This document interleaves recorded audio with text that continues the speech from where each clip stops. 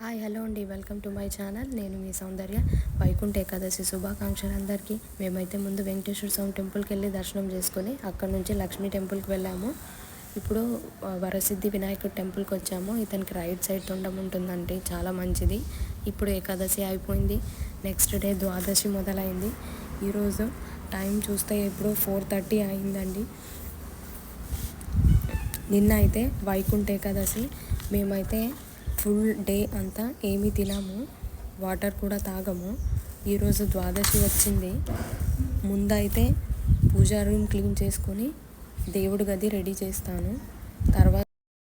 తర్వాత ఏంటంటే దేవుడికి నైవేద్యం పెట్టాలి కాబట్టి స్వీటు పులిహోర అన్నీ చేయాల్సి ఉంటుంది. ఫుల్ రెసిపీస్ అయితే ఈ వ్లాగ్లో పెట్టట్లేదు. ఫుల్ రెసిపీ నెక్స్ట్ కుకింగ్ వీడియోలో అన్నీ పోస్ట్ చేస్తాను. సో ఇప్పుడు ఫస్ట్ స్వీట్ చేయడం స్టార్ట్ చేశాను. స్వీట్ పొంగల్కి నేను బియ్యం మరి పెసరపప్పు కుక్కర్లో వేసి పెడుతున్నా. బెల్లంతో చేయాలి కాబట్టి బెల్లం కరిగించుకుందాం. ఇప్పుడు నిన్నటి పువ్వులన్నీ తీస్తున్నాను, అంతా క్లీన్ చేస్తున్నా. దేవుడి ముందున్న నిన్న పూలన్నీ తీసేయాలి కాబట్టి అన్ని ముందు పూలు తీసేసి తర్వాత క్లీనింగ్ స్టార్ట్ చేస్తున్నా. ఇప్పుడైతే ఒక క్లాత్ తీసుకొని మొత్తం అంతా క్లీన్ చేసేస్తున్నాను. ముందంతా ఫస్ట్ క్లీన్ చేసుకొని తర్వాతే నెక్స్ట్ స్టార్ట్ చేయాలి కాబట్టి ముందైతే క్లీనింగ్ అయితే అయిపోయింది. ఇప్పుడైతే దీపాలన్నీ వాష్ చేసి తీసుకొచ్చాను, బొట్లు పెడుతున్నాను దీపాలకి. దీపాలను చక్కగా అలంకరిస్తే అంత బాగుంటాయి, దేవుడికి కూడా ఇష్టము, నచ్చుతుంది. సో ఇప్పుడైతే బాబావారికి పూలు పెడుతున్నా. అందరి దేవుళ్ళకి పూలు పెట్టి అలంకరిస్తున్నాను. అయ్యో, పొయ్యి పైన బెల్లం పెట్టాను, మర్చిపోయాను. ఏమైందో చూద్దాం.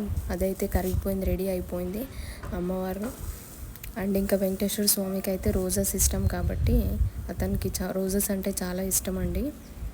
సో ఇంతటితో పూజ రెడీ అయిపోయింది. ఇప్పుడైతే మిగతా వంట చేసేసుకుందాము. పప్పు కూడా రెడీ అయిపోయింది. ఇప్పుడైతే బాబు అన్నం పొద్దున్నే తినాడు కాబట్టి అతనికి ఉప్మా చేస్తున్నా. పులిహోర రెడీ, వంట అంతా అయిపోయింది.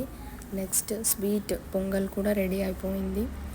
పప్పు రెడీ, అన్నం రెడీ, గారెలు కూడా రెడీ అయిపోయినాయి. పూజ అంతా కూడా రెడీ అయిపోయింది.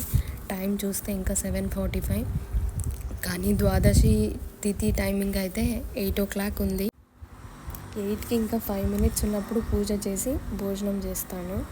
పూజ అయిపోయిందంటే వెంటనే ఆకలేస్తుంది కాబట్టి సో 8కి ఇంకా 5 minutes ఉన్నప్పుడు పూజ చేస్తాను.